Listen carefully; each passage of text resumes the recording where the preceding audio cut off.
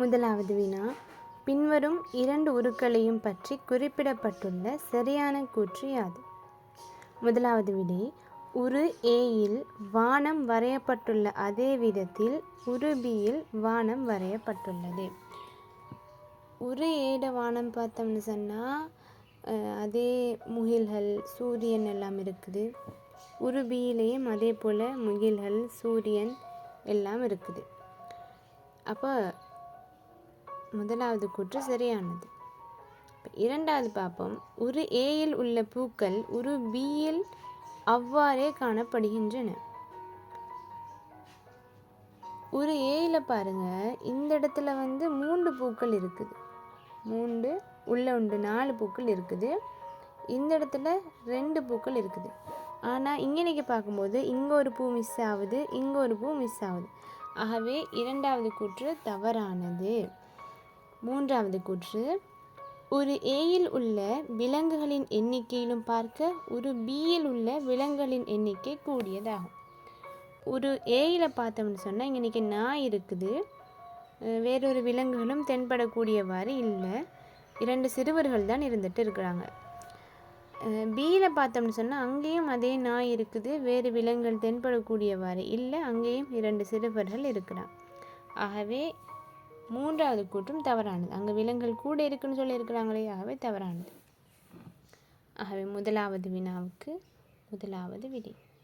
இரண்டாவது வினா, கீழே உள்ள தாவர இலைகளின் உருவங்களை அவற்றின் வடிவத்திற்கும் பருமனிற்கும் ஏற்ப குவியல்களாக வேறுபடுத்தினால் கிடைக்கும் குவியல்களின் எண்ணிக்கை அது.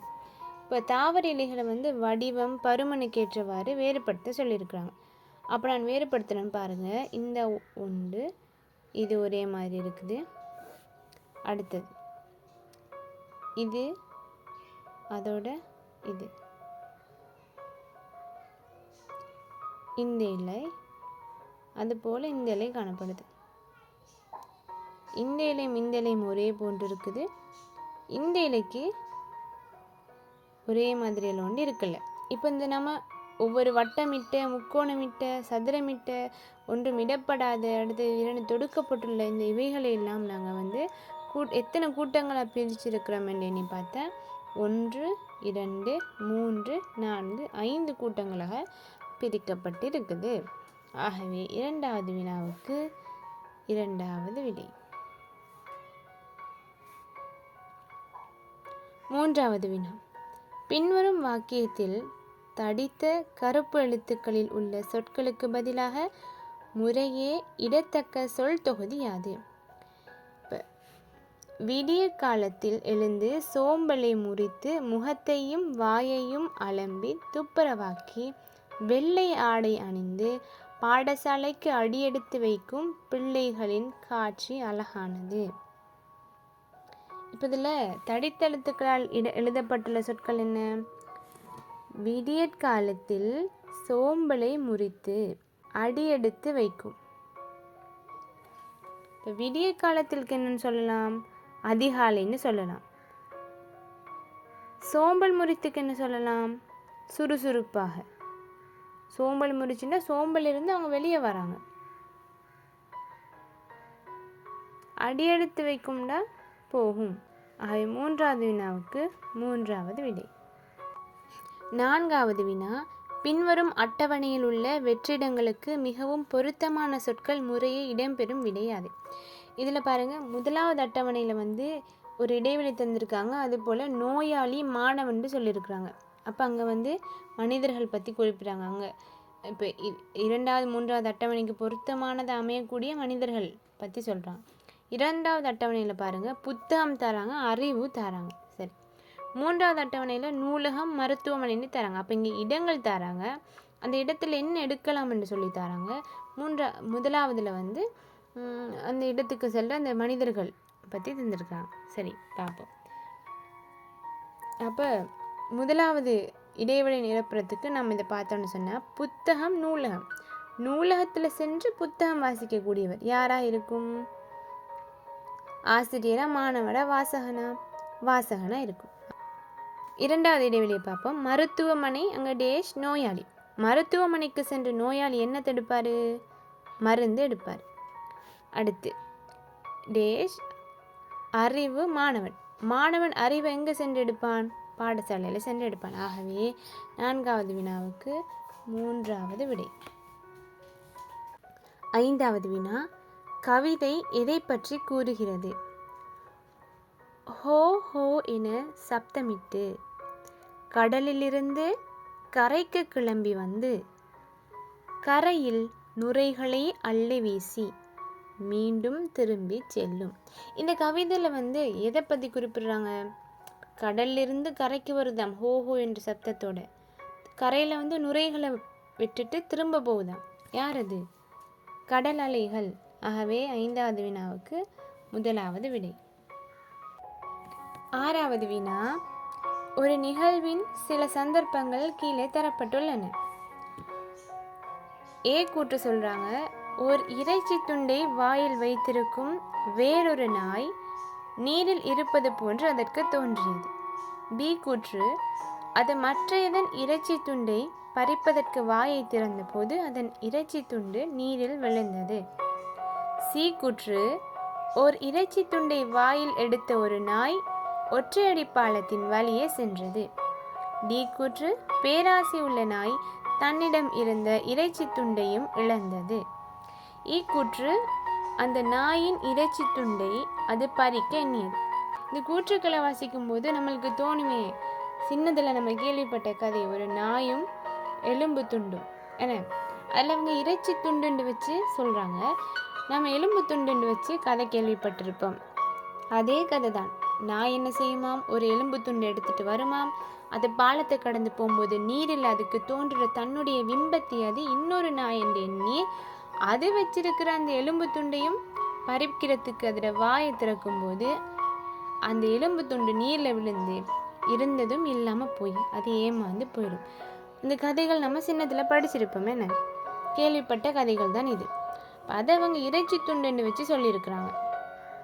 சரி, நம்ம இப்போ அந்த கதையை வச்சு இதை ஆர்டர் பண்ணுவோம். அப்போ முதல்ல என்ன வரும்? நாய் இறைச்சி துண்டுகளை எடுக்கிற அந்த சி கூற்று வரும். பிறகு அந்த பாலத்தின் வழியே போகும்போது இன்னொரு நாய் இருப்பதாக தோன்றுமே, அப்போ ஏ கூற்று வரும்.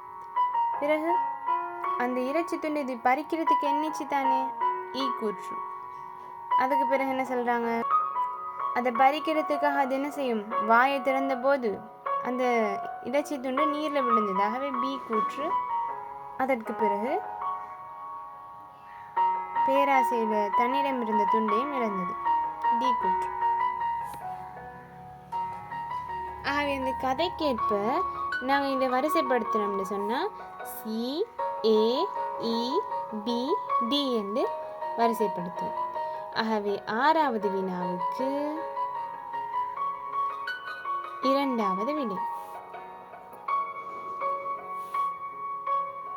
7வது வினா, பின்வரும் உருக்கோளத்தில் இருக்கும் அடிப்படையில் வர வேண்டிய உரு. இந்த உருவை நல்லா அவதானிங்க. இதில் ஃபஸ்ட்டுக்கு இந்த சதுரத்தை பாருங்கள். இந்த சதுரம் எப்படியான அசைவை காட்டுதுன்னு ஒவ்வொரு படத்துலையும். முதல்ல இந்த சதுரம் எல்லாம் ஓரமாக இருக்குது. அடுத்து இதில் நடுவில் வருது. இதில் இந்த ஓரத்தில் வருது. ஆகவே வர வேண்டிய விடையிலையும் அந்த சதுரம் என்ன செய்யணும்? இது கீழ்ப்பகுதியில் இருக்குது, இது நடுப்பகுதியில் இருக்குது, இது மேல் பகுதியில் இருக்குது. அப்போ மேல் பகுதியிலையும் இருக்கணும், இந்த ஓரத்துலேயும் இருக்கணும். அதற்கேற்றவாறு எல்லாத்துலேயும் அப்படித்தான் நிற்கும். அப்போ அதை வச்சு நாங்கள் விடையை கண்டுபிடிக்கலாம். அப்போ நாங்கள் அந்த புள்ளியை பார்ப்போம். அந்த புள்ளியோட அசைவு எப்படி இருக்குன்னு. இந்த புள்ளி என்ன செய்யுது? இங்கே இருக்கிற புள்ளி திரும்ப மேலே போகுது, இன்னொரு மேலே போகுது. அந்த மாதிரி தான் இங்கேயும் கீழே இருக்குது. எல்லாத்துலேயுமே கீழே இருக்குது. அப்புறம் அது நடுவாகுது, திரும்ப மேலே போகுது. ஆகவே இதுலேயும் என்ன செய்யணும்? கீழே இருக்கிறது நடுவாகி திரும்ப மேலே போகணும். ஆகவே சதுரமும் மேலே வரணும், புள்ளியும் மேலே வரணும். அதுக்கேற்றவாறு 2வது விடை வரும். 8வது வினா, பின்வரும் அடிப்படையில் உள்ளவை மிகவும் அர்த்தமுள்ள விதத்தில் காட்டப்பட்டுள்ள உரு எது? இந்த பெட்டிக்குள்ளே பார்த்தோம்னு சொன்னால் தமிழ் எழுத்துக்கள் இருக்குது, சிங்கள எழுத்துக்கள் இருக்குது, எண்கள் இருக்குது. அதற்கேற்ப 2 தொடை தொகுதி தந்திருக்கிறாங்க. என்ன இப்போ இதில் எப்படி இந்த விடையை நான் அணுகிறேன்னு பாருங்க. இப்போ தமிழ் எழுத்துக்கள் இதில் 3 இருக்குதானே. ஒன்று தமிழ் எழுத்துக்கள், இன்னொன்று சிங்கள எழுத்துக்கள், அடுத்தது எண்கள். இப்போ தமிழ் எழுத்துக்கள் வந்து தமிழர்கள் பயன்படுத்தலாம், சிங்கள எழுத்துக்கள் சிங்களவர்கள் பயன்படுத்தும் போது, எண்கள் வந்து தமிழர்களும் பயன்படுத்துவார்கள், சிங்களவர்களும் எண்கள் தான் பயன்படுத்துவார்கள். அது எண்கள் வந்து 2 மொழிக்கும் பொதுவான ஒரு குறியாக இருக்கும். என்ன ஆகவே 2க்கும் நடுவில் எண்கள் வரக்கூடியவாறு இருக்கிற விடை வந்து முதலாவது. இந்த வட்டத்தை எடுத்தோம்னு சொன்னால் இது சிங்கள எழுத்துக்களும் எண்களும், தமிழ் எழுத்துக்களும் எண்களும், 2க்கும் பொதுவானது என்ன? எண்கள். அவை 8வது வினாவுக்கு முதலாவது விடை. 9வது வினா. பின்வரும் உருவில் காட்டப்பட்டுள்ள பெட்டி வெட்டி விரிக்கப்பட்ட பின்னர் காட்டப்படத்தக்க விதத்தை காட்டும் உரு எது? இதை நம்ம ஒரு கனவுருவை பார்த்தோன்னே நம்ம இப்படிலாம் படிச்சுமே, கனவுருவில் எப்படி வரும் என்று சொல்லி, அது இப்படி தான் நம்ம வரைஞ்சி படித்தோம்னு சொல்லி முதலாவதோ அல்லது 2வதோ விடையை போட்டுட்டு போயிடல. நல்லா அவதானிக்கணும். இந்த பெட்டியில் திறக்கப்பட்டிருக்கிற பகுதி பாருங்க, அதற்கு ஓரத்தில் எங்கேயுமே ஜாயிண்ட் இல்லை, தண்ணியே இருக்குது. அதோட அந்த திறக்கப்பட்டதில் அந்த மூடி துண்டு காட்டப்பட்டிருக்கு. ஆகவே அது மாதிரி இக்கோணமா இந்த இங்கே பாருங்க, இது சின்ன துண்டோட தான் இந்த மூடி துண்டு இருக்குது. ஆகவே இந்த விடை வராது. இப்படி பெரிய துண்டோட மூடி துண்டு இருக்கணுமே, ஆனால் இங்கே சின்ன துண்டோட இருக்குது, அதனால வராது. 2வது விடையை பார்த்தோம்னா இங்கேயும் பெரிய துண்டோட இருக்கிறதோட இந்த பக்கத்தில் வந்து 2 ஜாயிண்ட் இருக்குது, ஆனால் அது இந்த இடத்துல இல்லைன்னு மூடி துண்டு இருக்கிற இடத்துல. ஆகவே இதுவும் வராது. இங்கே பார்த்தோம்னு சொன்னால் இந்த பெரிய துண்டோட அந்த மூடி துண்டு இருக்குது, ஓரத்தில் எந்த ஒரு ஜாயிண்ட்டுமே இல்லை. அடுத்து கீழே உள்ள இந்த பகுதி இங்கே இருக்குது, இந்த பகுதி இங்கே இருக்குது, உள்ளே இருக்கிற இந்த பகுதி இங்கே இருக்குது, பிறகு இந்த பகுதி இங்கே இருக்குது, இந்த பகுதி இங்கே இருக்குது. சரியா? நாங்கள் இதை எதை வச்சு கண்டுபிடிச்சோம் இலகுவா? இந்த மூடி துண்டோட ஜாயிண்டாக வைக்கிற இந்த சிறிய பகுதி, அதை வச்சு தான், இந்த பகுதியை மட்டும் வச்சு தான் இந்த விடையை நாங்கள் கண்டுபிடிச்சோம். 9வது வினாவுக்கு 3வது விடை. 10வது வினா. பின்வரும் உருவில் காட்டப்பட்டுள்ள திண்மம் அதில் உள்ள முறிந்த கோடு வழியே வெட்டப்பட்டு சமமாக இரு பகுதிகளாக வேறுபடுத்தப்பட்டால் கிடைக்கும் வெட்டு முகத்தின் வடிவம் யாது? இந்த இப்படி பகுதியால் வெட்டுறாங்களாம், வெட்டினா என்ன கிடைக்கும்னு கேட்குறாங்க. இது ஒரு கூம்பும் உருளையும் சேர்ந்த மாதிரியான ஒரு உரு தந்திருக்கிறாங்கன்னு. இதை வந்து நம்ம சரியாக நடுவால் வெட்டினோம்னு சொன்னால் நம்மளுக்கு ஒரு முக்கோண பகுதியும், அந்த கூம்பை சரியாக வெட்டினோம்னா ஒரு முக்கோண பகுதி கிடைக்கும்.